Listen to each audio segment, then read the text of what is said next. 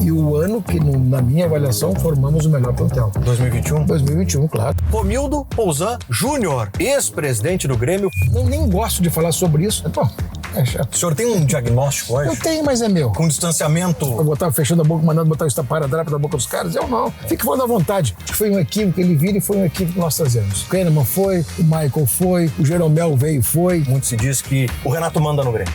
Pois é, não, mas aqui tu me bota numa fria daquelas assim. Braba.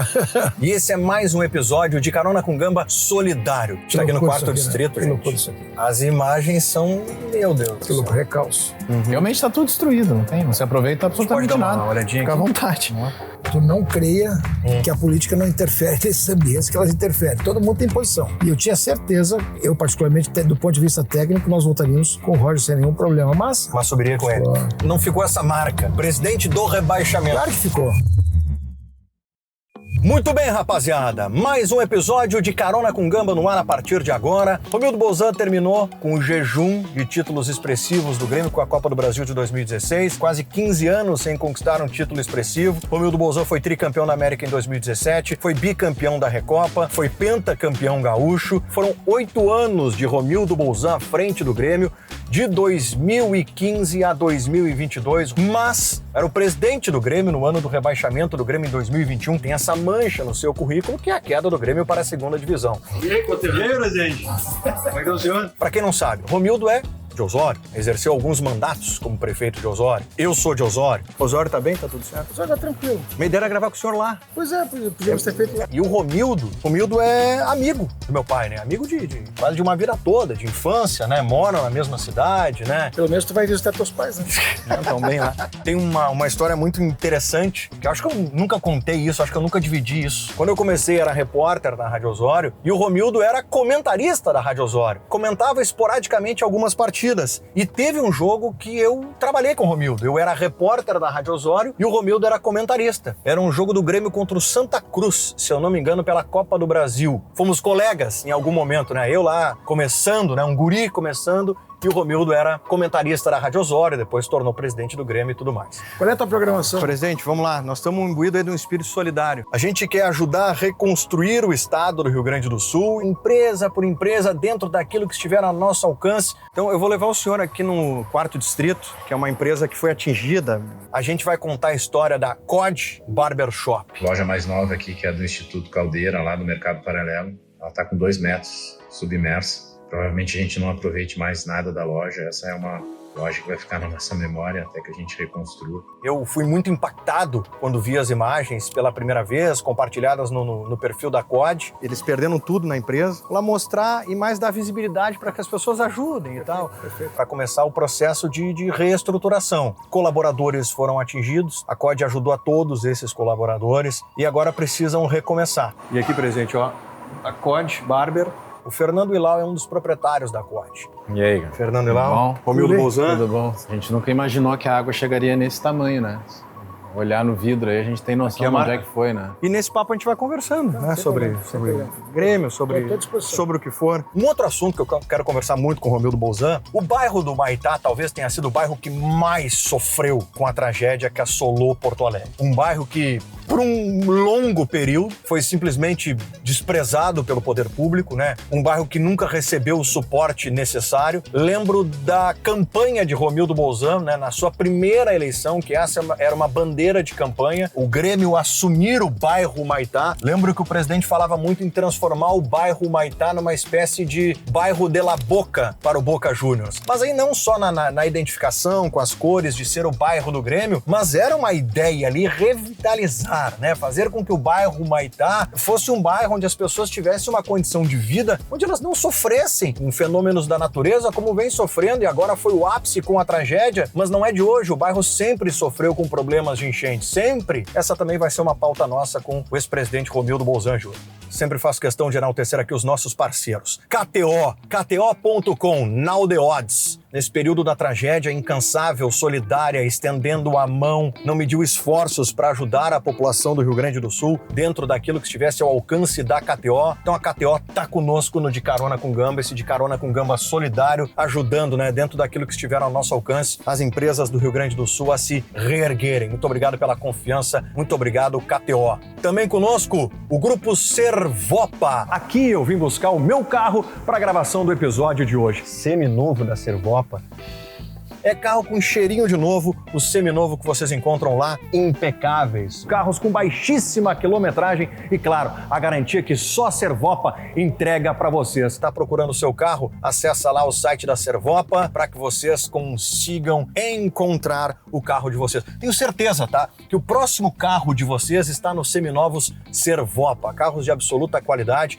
Servopa, junto com o estado do Rio Grande do Sul. Cerca de 40 colaboradores do Grupo Servopa foram atingidos pela enchente e o Grupo Servopa prestou solidariedade, esteve ao lado dessas pessoas que foram atingidas pela enchente durante todo esse processo e seguem prestando o auxílio necessário, porque agora a gente entra no processo de reconstrução. E esse processo é tão importante quanto aquele processo que nós já vivemos de prestar a solidariedade e ajudar o próximo. Então, bora lá, todos pelo Rio Grande do Sul, juntos pelo RS. O presidente, nesse momento, está aqui na sede do PDT, que fica aqui na Félix da Cunha. Bora lá? Tá pronto, Leandrinho? Bora.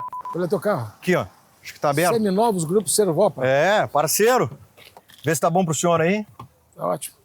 Presidente, vamos lá. É bom, a gente está ainda num momento de reconstrução do estado, né, da cidade. Até é incrível que a gente esteja passando por aqui nesse momento, né? A sede do PDT, como o senhor falou, foi alagada. Eu preciso perguntar para o senhor uma questão que o senhor fez parte no início e foi uma luta, uma bandeira do senhor, a revitalização do bairro Humaitá. Sim. E o que nós vimos agora no bairro Humaitá, na tragédia, foi um negócio assustador. Eu nunca me esqueço que quando a gente estava para entrar lá, por solicitação do presidente Fábio Koff, foi feita uma comissão, eu participei da comissão, para nós sabermos exatamente o que era aquele contexto de urbanização que haviam ali. E descobrimos que haviam vários loteamentos, várias formas de ocupação. Loteamentos, ocupações, assentamentos e também ocupações irregulares. Como cada projeto organizou, de certa forma, a sua infraestrutura, não há infraestrutura comunicante. E aquilo, de certa forma, cria um desalinhamento da infraestrutura urbana. Aí geram problemas.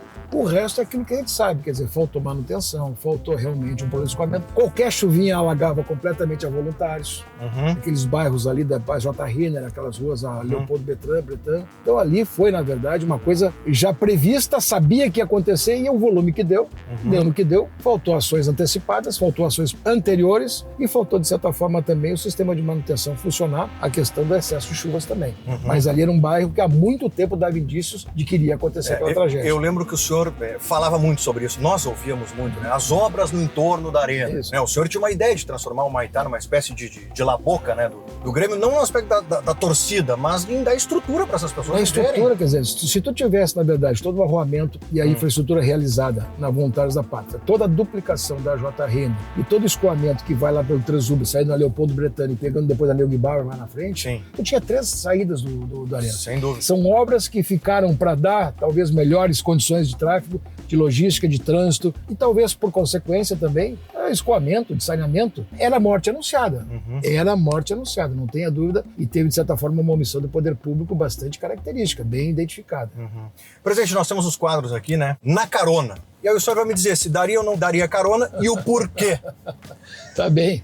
Presidente Alberto Guerra. Presidente. Dou sim. Bom, vamos lá. Foi diretor de futebol, foi vice-presidente. Trouxe que ele consiga desempenhar, não só do ponto de vista administrativo para o Grêmio, mas tenha sucesso no campo.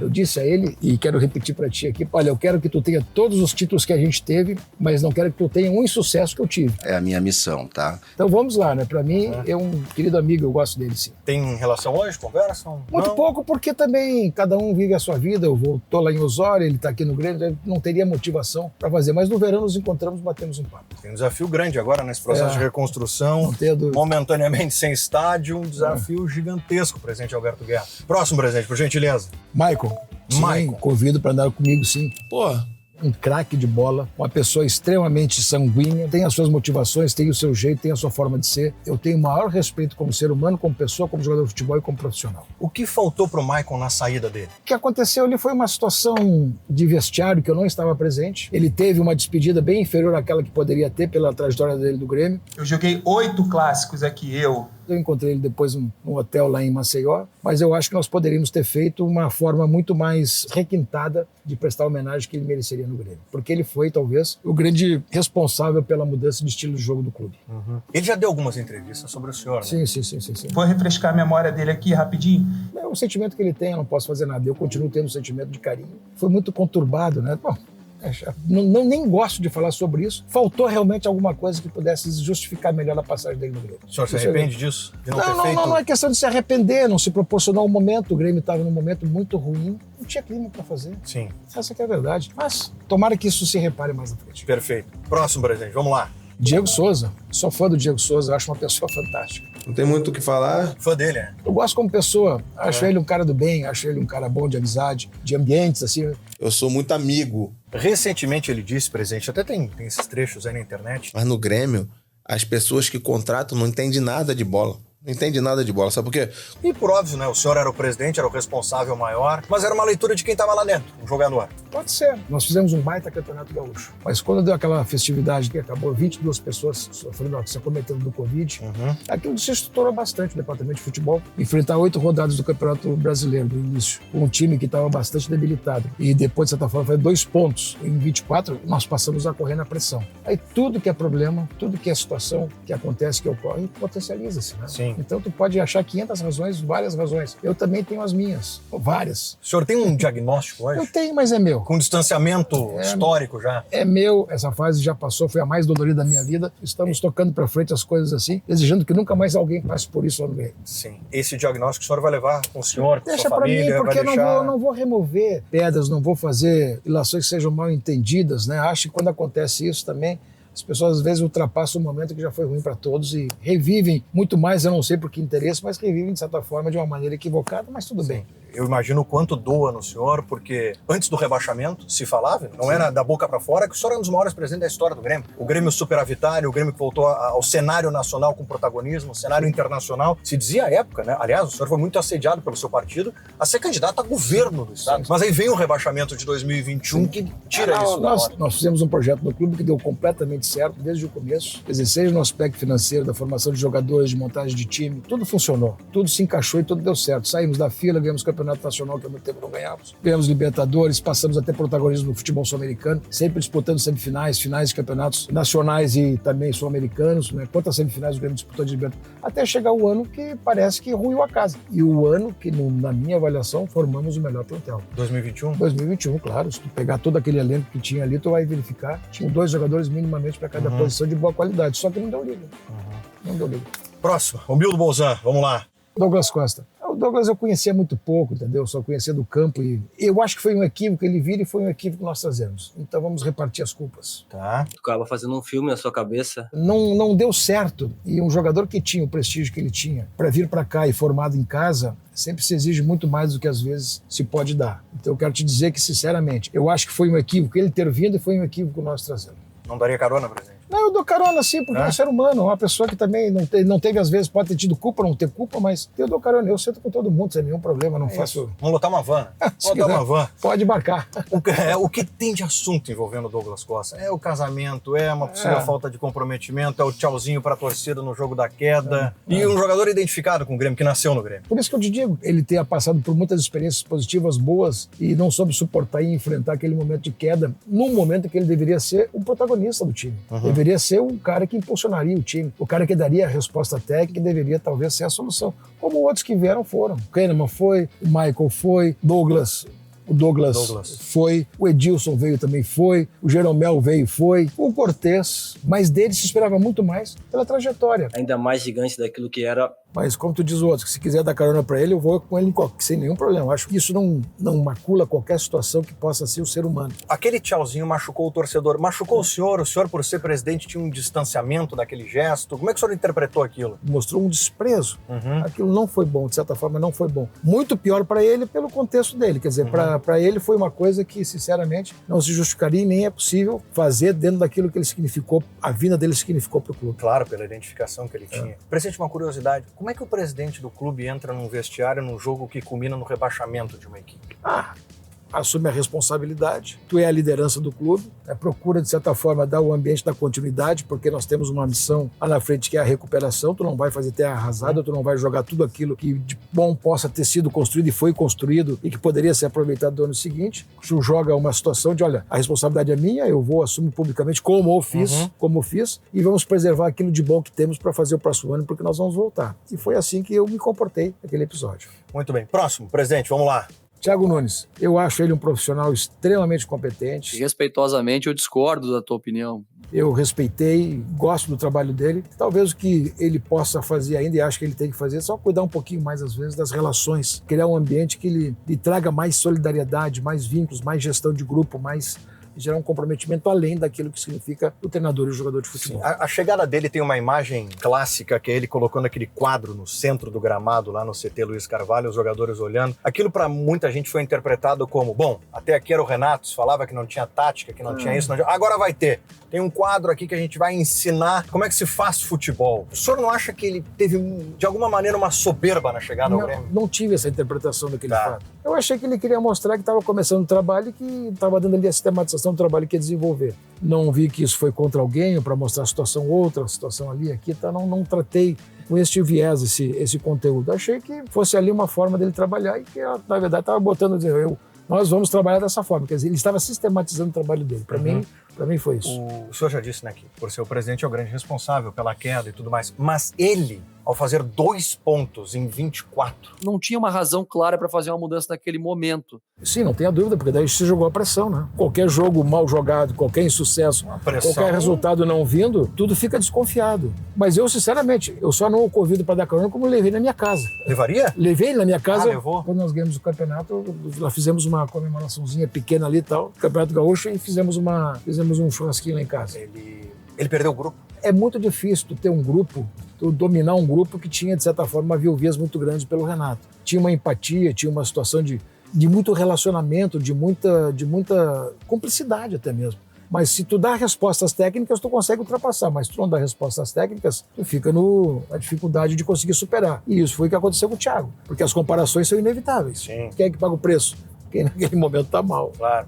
Próximo, presidente, vamos lá. Wagner Mancini, grande pessoa.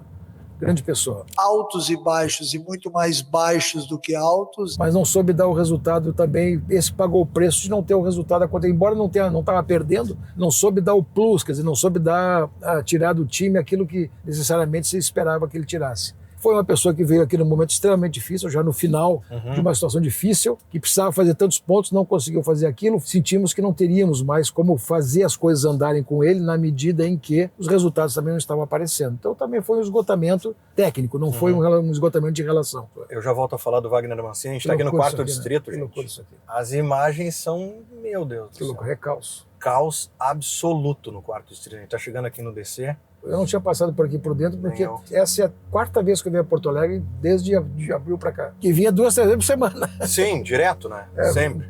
No que eu digo, não apenas na Arena. Na Arena eu vinha quase todos os dias. Depois que eu não saí do Grêmio, mas mesmo assim vinha a Porto Alegre. Não sei o cenário. Que loucura. Que loucura. Muito bem. Presidente, essa etapa o senhor venceu. Muito bem, nessa das caronas, foi muito bem. Tá bom. O carona é pra todo mundo, né? É pra todo mundo, é uma van. Vamos montar um tour do Romildo. Presidente, vamos fazer uns desafios com o senhor, tá? Sim. O senhor tem que escolher um ou outro. Vamos lá. Renato e Filipão. O senhor pode usar o critério que quiser. A história do Grêmio passou por eles. Passou por eles? Então, como é que eu vou fazer exclusão de um? Se você, de repente, não entender do babado. Mas se tu me der o direito, um critério para escolher um... Para escolher um dos dois. Eu escolho como jogador o Renato, porque foi o senhor é muito habilidoso. Foi o cara que em 83 deu os títulos aí, escolho como treinador o Filipão. Obviamente que os dois só podem ser comparados como técnico, logo o Filipão. Se tu quer fazer como treinador, o Filipão, sem sombra de dúvida, tem uma carreira muito mais longeva. Foi campeão do mundo, foi terceiro lugar por Portugal. Tem uma carreira muito mais bem sucedida do ponto de vista como treinador. Se tu quiser levar o critério treinador e ficar por aqui, claro que o Filipão... Que ótimo!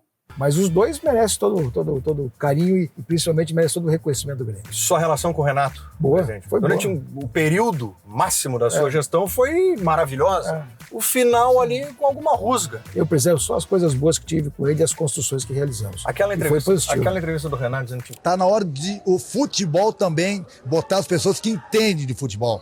E não as pessoas que acham que entendem de futebol. Não sei o senhor tomou pro senhor, foi um recado pro senhor, direto pro senhor? Eu tomei pra mim, mas não tomei aquilo como maldade. Em diversos momentos também o Renato chegou em determinados momentos e eu matei no peito toda a vida. Aqui tem o Grêmio do CT e aqui tem o Grêmio da Arena. Eu matei no peito aquilo, sabe por quê? Sim, o Grêmio do outro lado da rua. Porque as duas coisas têm que existir. Alguém tem que dar responsabilidade sobre tudo aquilo e dentro daquele momento. Então, eu relevei aquilo, por que eu não vou relevar o resto? Não, com certeza. E ali... Eu botar fechando a boca, mandando botar o esparadrapo na boca dos caras, eu não. Fique falando à vontade. Fale como quiser, assuma o que disse. Eu só fiquei, e aí eu cobrei publicamente, e cobrei também dele. Nós subimos lá em Recife, e aí ele fez uma manifestação. Quem entende de futebol sabe onde precisa mexer, sabe o que precisa ser feito, entendeu? Não gostei porque o momento, ele poderia ter dito em outro momento. Aquele momento era de celebrar o retorno. Aquilo, para mim, ia ser exagerado, e disse a ele. Disse a ele? Isso. Não disse a ele em outras situações, então o assunto passou batido e eu administrei. Isso aconteceu na sua gestão, acontece agora na gestão do presidente Alberto Guerra. Muito se diz que o Renato manda no Grêmio. O Renato tem a chave do vestiário. O Renato decide quem o Grêmio contrata, o Renato decide quem o Grêmio manda embora. Como é que é lidar com o Renato? Como é que foi esse período? O Renato é definidor das contratações, sim. Ele tem participação importante, né? Embora às vezes o ônus político recaia no presidente. Mas vamos combinar. Não se compra jogador sem o aval do treinador. Ele tem um comando muito forte no futebol, tem um comando de todo o vestiário. De certa forma, montou um grupo que lhe é fiel, fidelíssimo. Mas a minha relação com ele era de respeito e de hierarquia. Adotei a postura como presidente de tirar o melhor proveito daquilo que ele poderia dar ao clube, no seu estilo, no seu jeito, sem afrontá-lo, sem fazer disputa de vaidade, sem fazer absolutamente nada disso. Proporcionei a ele as condições de trabalho. E ele foi em frente. Não é da minha parte que eu iria simplesmente disputar espaço. Como presidente, não. O presidente só tem que criar os ambientes para que todos aqueles que estão ali no clube produzam o melhor deles para o clube. E foi isso que eu gerei e foi assim que eu sempre interpretei a minha relação com o Renato no que diz respeito à questão de hierarquia, a questão de futebol e a questão dos resultados que ele pudesse dar. 2021, Renato pede para sair, o senhor tira o Renato? O Grêmio não caiu para a segunda divisão à toa. Na verdade, nós fizemos uma reunião do Conselho de Administração, a decisão foi ali, eu fui comunicar ao Renato, o Renato já me disse, olha, eu também estava com essa intenção. As duas partes estavam mais ou menos com as mesmas situações, porque tinha chegado a um limite. E quando aconteceu aquilo, quando se foi conversar sobre isso, praticamente o distrato foi de comum acordo. O senhor não teria tirado ele naquele momento? Não, eu achava que estava complicado, porque os resultados técnicos estavam bastante complicados, né? Nós estávamos com muita dificuldade técnica. Depois, verificando todo esse aspecto, assim, não pelo primeiro momento do Thiago, que deu resultado, mas verificando que a longo prazo teria capacidade de recuperação. E isso sim, talvez aí eu não fiz a avaliação correta. O Renato poderia ter capacidade de autorrecuperação daquele momento ruim tecnicamente. E ali na frente o senhor recorre ao Renato de novo. Tanto é que eu fui buscá-lo para quê? Não porque o Roger tivesse ido mal e não porque eu achasse que o Roger não classificar o time para o rebaixamento. O que eu verifiquei num determinado momento é que nós estávamos sempre ficando em segundo, terceiro, mas todas as nossas vitórias eram difíceis e eu sentia um certo abalo emocional. E verificando que se uma derrota viesse, aquilo não fosse bem interpretado, bem resolvido, bem aceito, poderia gerar um desequilíbrio emocional. E eu precisaria de uma liderança que tivesse um estofo de segurar todas essas pontas. E ali foi exatamente a busca do Renato. E eu tenho pelo Roger a maior admiração. Deixar bem claro isso. Presidente, nesses últimos anos, por que o Grêmio como instituição só consegue recorrer ao Renato? Porque eu acho que a liderança dele ficou muito forte, muito envolvente. Principalmente porque o poder de influência dele dentro do vestiário, da estrutura do futebol, passou a ser muito dependente. E essa dependência gera, de certa forma, uma acomodação das pessoas. Por quê? Porque tem compadrio, porque tem proteção, porque tem amizade, porque tem convivência que lhes parece uma ambiência protegida. E a estrutura funciona e opera. E eu não tenho nenhuma queixa disso. É o estilo, é feito, é aceito e acontece dessa maneira. Então o ambiente foi gerado com muita segurança a partir da figura dele. Muito bem. Próximo, presidente. Isso é fácil pro senhor. Tu já sabe quem vem? Claro. Jeromel e Kahneman. Kahneman fomos nós que fizemos pro Grêmio. E o Jeromel se afirmou no nosso período. Né? O Jeromel foi contratado no tempo do presidente Koff. Essa dupla aqui é indissociável. Foi a melhor dupla do futebol sul-americano, uma das melhores duplas de zaga do futebol brasileiro, sul-americano e mundial. Eu tenho para mim aqui, tanto é que os dois são jogadores de seleção. Jeromel foi para a Copa, Kahneman jogou na seleção argentina por várias vezes. Essa dupla aqui, sem sombra de dúvida, é uma dupla de zaga das mais expressivas do futebol do Grêmio de todos os tempos. Temos que escolher um. Escolher um? Dois estilos diferentes.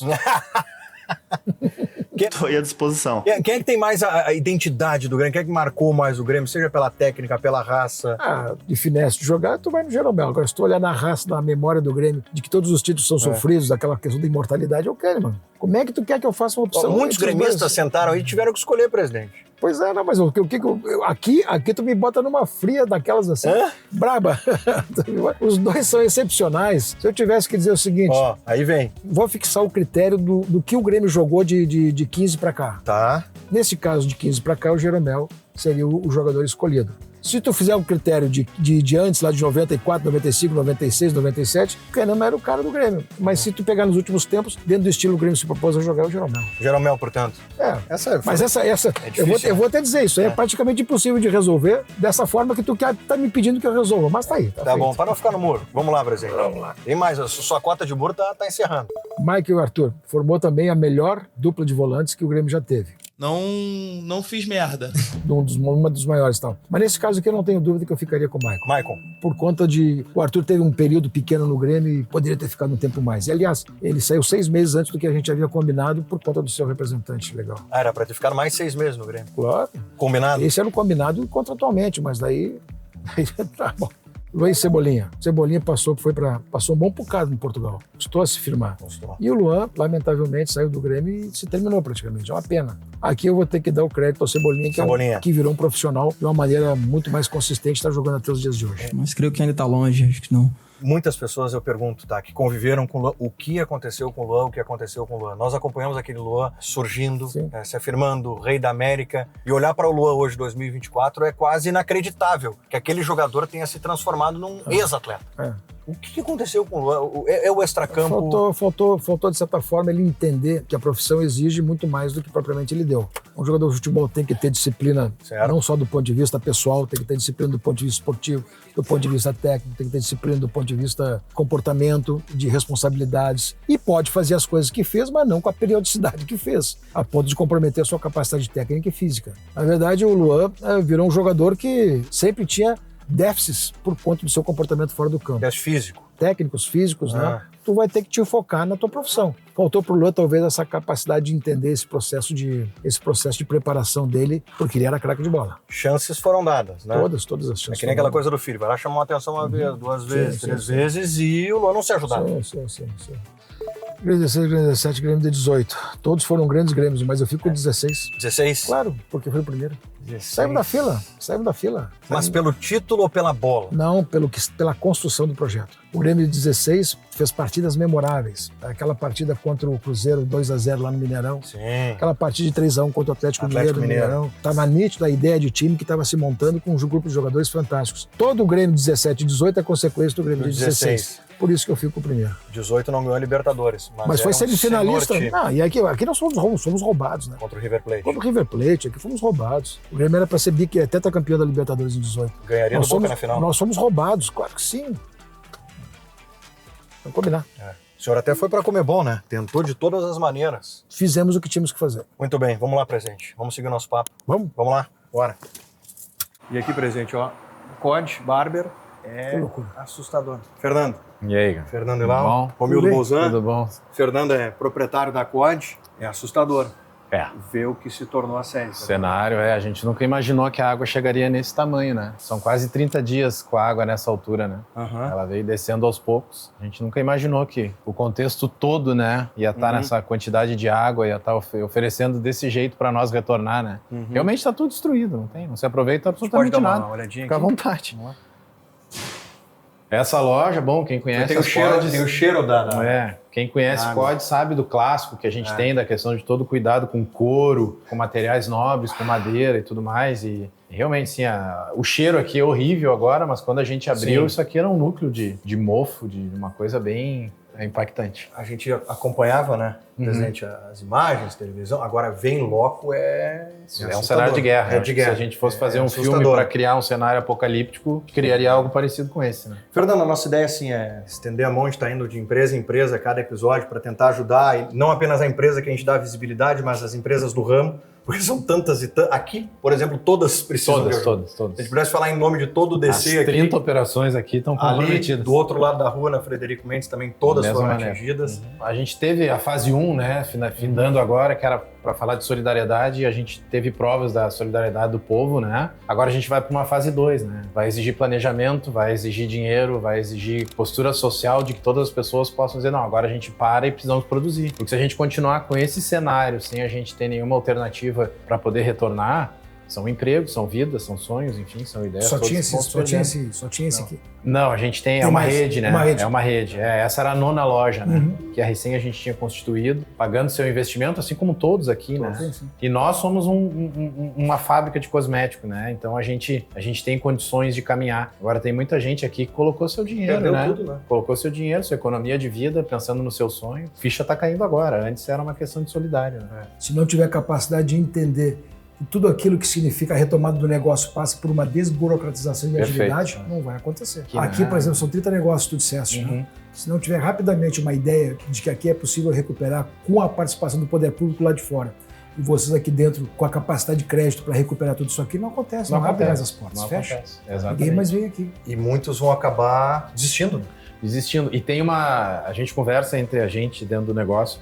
Na pandemia, tu fechou a porta, ficou 30, 60 dias no lockdown. Quando tu abriu, tava tudo aqui. Isso aí. Agora as pessoas abriram a porta e não tem mais negócio. Ali só foi receita, né? Não foi, Isso. não acabou o resto. Exatamente. Isso. Hoje se comprometeu. Teu patrimônio tudo. tu tinha ainda. O patrimônio foi, exato. O patrimônio tu retornava, tu tinha um break de receita, né? A receita parava, mas depois tu continuava. Nunca foi visto. Eu acho que a gente está diante da maior tragédia do Brasil, né? Eu não imagino nada tão forte e tão incalculável, né? Como disse o presidente. Tão extenso. Extenso, não é só isso, são regiões diversas, né? Exato, cada uma tem sua peculiaridade, todas elas não têm tração própria para continuar, ou como bem disse o presidente, ou se traz um grande plano aí de investimento, de desburocratização. O modus operandi hoje para se conseguir crédito é inviável na condição que a gente vê hoje, né? Ou a gente faz um plano realmente de acesso a essas pessoas para que possam continuar, possam refazer seus negócios, suas vidas, ou realmente a gente está comprometido. Acho que o Rio Grande do Sul, de sobremaneira, foi 1, 2 décadas para trás, sem problema nenhum aqui com essa história. 2 décadas. Eu acredito. A gente voltou para os anos 2000 aí, em capacidade econômica. Lamentável. Anos e anos. Fernando, o que tu tem procurado transmitir como mensagem, assim, porque tu tem conversado com muitos empresários, né? Muitas pessoas que também... Com certeza. Eu acho que esse movimento de opinião pública para pressionar todas as esferas de governo, seja a União, seja o governo do Estado, seja a Prefeitura, para a gente poder pressionar eles, para que eles tenham mais agilidade, tenham mais velocidade, para que as coisas cheguem mais perto, mais próximas da ponta final, que é onde a gente precisa, enxugamos as lágrimas, agora vamos arregaçar a manga e vamos para cima. Tragédia posta, tragédia realizada, feita, né? Só tem que fazer agora o braço funcionar. É se reerguer, né? Emocionalmente. Emocionalmente. Eu acho que a gente não pode se dar o luxo de cair, sentar e ficar chorando, como disse o presidente. Do jeito ou outro, a gente vai precisar voltar. E nós precisamos voltar. O que tu viu em meio a tudo isso que mais te marcou? São as pessoas que perderam as suas casas em locais que essas casas não tinham registro e hoje elas estão na rua porque elas não têm aonde voltar, porque para lá elas não podem ficar. A gente vinha falando sobre isso. E o pior, né, para efeitos de recurso, inclusive financiamento, casas que não têm registro, não têm escrituras, que não têm, né, vamos dizer assim, a situação regularizada, não recebe financiamento. Não recebe financiamento. Então essa pessoa ela já era marginalizada, hoje ela está completamente exposta socialmente. Ela não tem onde ficar. Tu vê na rua, tu vê na estrada, tu vê em Eldorado. As pessoas estão morando na rua. As pessoas estão morando na rua. Isso vai gerar um cinturão de miséria, isso vai gerar violência, isso gera uma série de coisas. Eu acho que a mensagem aqui para o poder público é muito clara, né? Agora o que a gente precisa nesse Exatamente. momento, né? Houve uma negligência durante um bom período, questão de omissão e tudo mais, mas agora está escancarado. A tragédia colocou isso para fora. Qual é o grande plano para nós sair disso? A gente não tem o grande plano. A gente tem ações pontuais, que às vezes são partidárias, às vezes são de interesse particular ou público e tal, Mas o plano, como nós fizemos agora, como evacuamos, como voltamos, o que nós vamos fazer para o funcionário, para o empresariado, para o micro. Realmente, assim, hoje a gente não enxerga a fotografia. A fotografia é um grande fragmento de muitas coisas que a gente escuta lá e cá. A estratégia geral da recuperação. Quer dizer, da recuperação. Por onde eu vou. Onde é que está o plano Marshall da coisa? Né? Onde é que está o grande plano? A gente precisa disso. E hoje não temos, né? E hoje não temos. Fernando, a ideia de ter vindo aqui não é para criar um sensacionalismo, né, em cima de uma tragédia que nós estamos saindo ainda e vamos enfrentar por um bom tempo. É mais mostrar uma empresa nossa, gaúcha, que sofreu muito. Conta conosco. Quem sabe dando visibilidade para isso, que a gente chame a atenção para situações que precisam efetivamente serem resolvidas nesse momento. Maravilha, Gabriel. Que não pega a clientela daqui, né? Que vai nas outras lojas. É isso. É verdade, né? Redirecionar, né? É verdade. Mas a gente não é o maior exemplo de perda, porque graças a Deus a gente tem uma estrutura, a gente tem outras portas. Mas a gente quer ser também representante disso, dessa retomada que a gente vai acontecer. Né? Exato. A gente não pode ficar esperando que alguma coisa aconteça. A gente tem que agir, a gente tem que pressionar e a gente tem que mudar o mindset, que a gente volte a respirar negócio, que a gente volte a dizer não vamos. Acho que a vida do empresário brasileiro é feito de desafios. Esse é um grande desafio, mas a gente está pronto para transpor, né? Sei. Obrigado pela gentileza de ter aberto espaço na tua agenda, porque eu sei que está uma correria nesse momento de reestrução. É um prazer, parabéns pelo programa. Te desejo recuperação rápida. Presidente. Obrigado. Bora, vamos conseguir juntos. Amém. Valeu. Vamos lá. Torcer para esse povo se reerguer agora, sem dúvida. Presidente, mitos e verdades da sua gestão, tá? Doriva seria técnico do Grêmio? Doriva foi um nome em um determinado momento cogitado, mas não andou. Mas seria o seu primeiro treinador, não? Não. Foi lembrado, foi um dos nomes que nós estávamos avaliando, sim. Ele foi sondado, não nem sequer sondado. Foi lembrado como uma das possibilidades, mas nem sequer sondado foi. O senhor tinha uma convicção muito grande no trabalho do Roger. Sim. Muito grande, né? Muito grande. Tanto que buscou o Roger em 2 momentos. Há pouco a gente fez um diagnóstico aqui do Thiago Nunes. O que falta pro Roger virar essa chave? E eu vou fazer essa pergunta emendando com uma outra que é a seguinte. O Roger foi demitido porque internamente ele tenha sido esvaziado por seus posicionamentos políticos? 2 coisas aqui. Em primeiro lugar, tu não creia que a política não interfere nesses ambientes que elas interferem. Todo mundo tem posição. Interfere? Todo mundo tem posição. Às vezes um externo mais, outros ficam para si e tal. Muitas vezes tu tem contrariedade em alguma situação de não concordar com o posicionamento, tu reage de diversas formas, né? No Grêmio, eu particularmente, para mim, entra aqui e sai aqui. Para mim não vai alterar absolutamente nada. Tem gente que reage. Mas não acredito que tenha sido por motivação política. Porque isso ficava mais ou menos no nível, às vezes, das conversas muito privadas. Não funcionava assim. Então, tem a mínima possibilidade de que o esvaziamento político dele tenha tido alguma motivação para a saída. As pessoas comentam, umas concordam, outras não, mas não é isso que prevalece no momento de tomar a decisão. Absolutamente. Né? Foi aquilo que eu disse há pouco. Nós achávamos que precisaria, talvez, uma liderança cascudona que pudesse suportar o ambiente se nós tivéssemos vamos dizer assim, um revés de algum jogo, uma derrota, que de certa forma botasse em risco a classificação para a subida. É isso. E eu tinha certeza, eu particularmente, do ponto de vista técnico, nós voltaríamos com o Roger sem nenhum problema. Mas o ambiente gerado estava tão sensível que a gente procurou uma segurança emocional. Subiria com o Roger? Talvez sofreria um pouco mais? Sofreria um pouco mais, mas subiria. Mas subiria com ele. Isso é uma questão muito cultural. O senhor lamenta ele ainda não ser um técnico de ponta? Lamento porque ele conhece. Pois é. Lamento porque ele sabe. Eu tenho o mesmo sentimento. Essa dúvida, essa desconfiança só vai dirimir quando realmente, né, Ele no Juventude agora está fazendo um belo trabalho. Sim. Ele está segurando as pontas com o Juventude. O Juventude está fazendo campanha. Não é um time que se apresenta para disputar lá embaixo. Ele vai ficar na tabela intermediária. Já é uma boa participação para quem subiu. Ele tem capacidade de trabalho. Mas o depoimento de quem trabalhou por 2 vezes com o Roger, o que falta para ele? Só falta mais ou menos, às vezes, ter a segurança que tem que ter persistência. Persistência. Porque às vezes ele, diante de algumas dificuldades, ele próprio às vezes fica numa posição de dúvida. Sim. Não da capacidade de trabalho dele, mas do ambiente que ele está gerindo. Entendeu? Na primeira passagem, o senhor não conseguiu convencer o Roger. Não conseguiu convencer o Roger. Ele botou na cabeça que queria sair. Mas tem a ver com isso? Ele sentiu que não poderia... Ele sentiu que não tiro mais nada, não tiro mais nada, não tiro mais nada, não tiro mais nada e tal. E... Nossa Senhora, que é isso, gente? Ele tomou as coisas como uma situação assim, eu não contribuo para mais nada, vou prejudicar, eu não quero prejudicar, então estou tomando a decisão de sair. O Grêmio vencedor de 16 tem um DNA do Roger? A base é dele, né? A base, a montagem do time é dele. A forma do aproveitamento das características daqueles jogadores que estavam ali, passando pelo Douglas, passando pelo Michael, passando pelo Marcelo Oliveira, passando pelo Bruno, o próprio Kahneman, todo mundo foi potencializado, tudo aquilo passou pela mão dele, não tenha dúvida. Depois, claro, o Renato deu outro lustro, mas aquela base é dele. Presidente, é um mito que em algum momento o Palmeiras conversou com o Grêmio para oferecer o Rony, o Veiga e o Scarpa pelo Jean-Pierre, presidente? Nunca ouvi isso. Se alguém pensou isso, a mim não comunicou. Porque o senhor teria na hora assinado. Onde é que eu assino? A mim ninguém comunicou. Nem tampouco levantou esse tipo de situação, nem do Palmeiras, nem do Grêmio, nem de ninguém. O senhor só viu pela imprensa também? Eu vi quando começou os memes. Sim. Quando começou aquela situação assim, mas que isso, aconteceu isso e tal. Se tivesse isso... Onde é que tá que não chegou na minha mesa? Onde é que tá 3x1? É muito difícil. E os 3x1? 3x1. Scarpa nós tentamos comprar uma oportunidade, não conseguimos. Né? Tentaram? Tentamos trazer ele. Questão financeira esbarrou? Ele estava com um projeto para ir para fora já, ele estava no Fluminense, né? Ficou muito difícil. Outro jogador que o senhor tentou, né? Talvez tenha esbarrado na questão financeira, o Pedro. Sim, o Pedro, naquela oportunidade, estava na Itália, 10 milhões de euros, o Grêmio não tinha condições de bancar. Nem tínhamos parceiro para tanto. Foi preço fixado, 10 milhões de euros, o Flamengo tinha bala na agulha, comprou. Né? Foi lá e comprou. Hoje, como é que é a sua relação com o torcedor na rua? É uma curiosidade que eu tenho. Excepcional. É mesmo? Excepcional. Tu não imagina. O torcedor não vem reclamar? Não, colocou o Grêmio na segunda divisão. Só tem carinho. Tá muito mais veio na maior torcedores. Os títulos, saída da fila, a Libertadores. Não tenho nenhum constrangimento de andar em lugar nenhum. Não tem ambiente para mim. Eu não me faço... O senhor não se priva de nada? No primeiro momento, sim, por uma questão de... Né, até para não criar... Mas depois, quando saí do Grêmio, passei a frequentar os ambientes todos. Sem nenhum problema, não tenho... E ao contrário, eu recebo extrema solidariedade e carinho. A bem da verdade, só tive uma reação. Uma? Uma só, que foi explícita. O restante, porque isso, eu posso sair na rua agora aqui, se alguém me reconhecer, tu pode ter certeza que de 10 que reconhecem, 10 vão cumprimentar com um sorriso nos lábios. O senhor tem ido à arena? Vai à arena? Não fui mais à arena. Eu sou torcedor de sofá.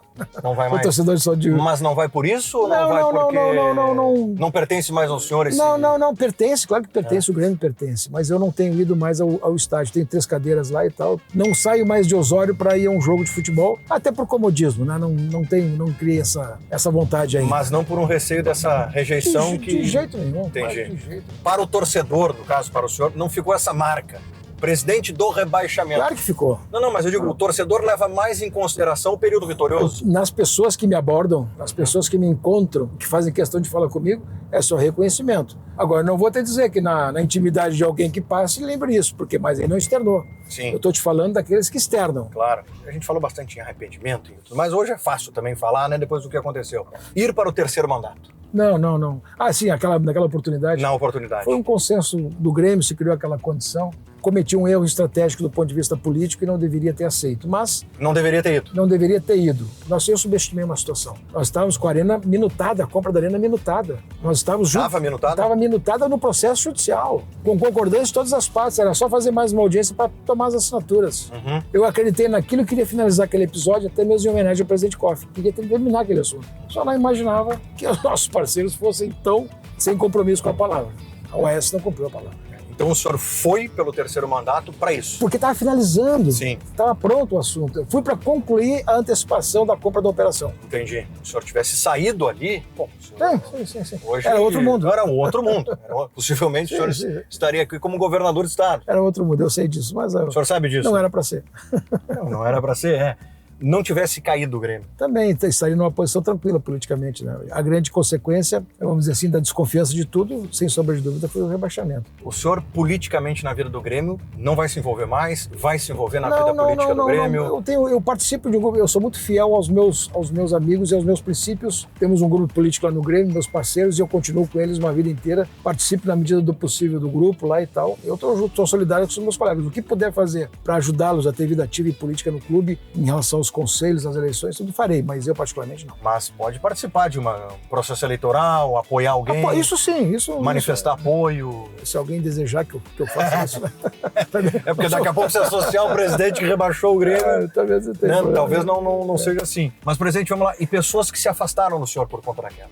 Não, isso aí é um mundo cruel. Se eu te falar sobre isso, eu posso magoar alguém, embora eles não saibam o quanto me magoaram. Mas, né, o processo eleitoral falou, né? O que aconteceu naquela eleição, na minha sucessão, o processo eleitoral falou. Isso magoou o senhor? Não é que tenha magoado, né? Ali é uma situação bem clara, virou uma espécie assim de desprezo, né? É isso. Isso não me magoou porque eu conheço o ambiente político, sei como ele e sei que isso vai e volta. Mas de pessoas que estavam com o senhor até pouco tempo. Evidente. Mas isso aí, sinceramente, é do ser humano. Estar próximo no sucesso e, de certa forma, se ausentar quando as dificuldades aparecem. Sim. Isso é do ser humano, faz parte do jogo, a gente tem que entender.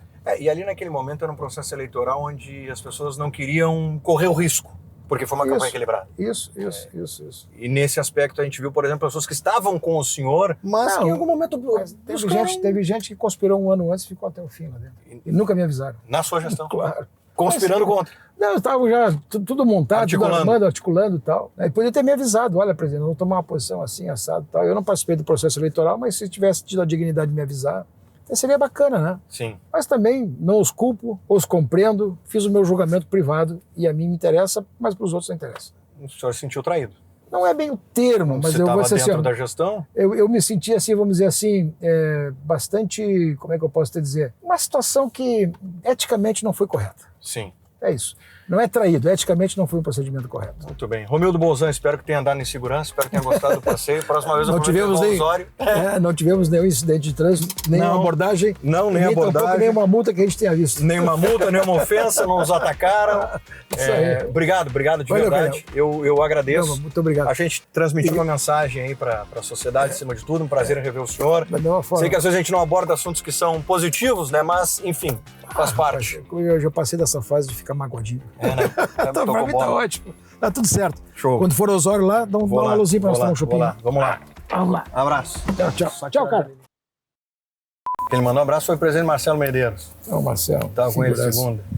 Marcelo foi o cara mais esperto que eu vi até hoje, sabe por quê?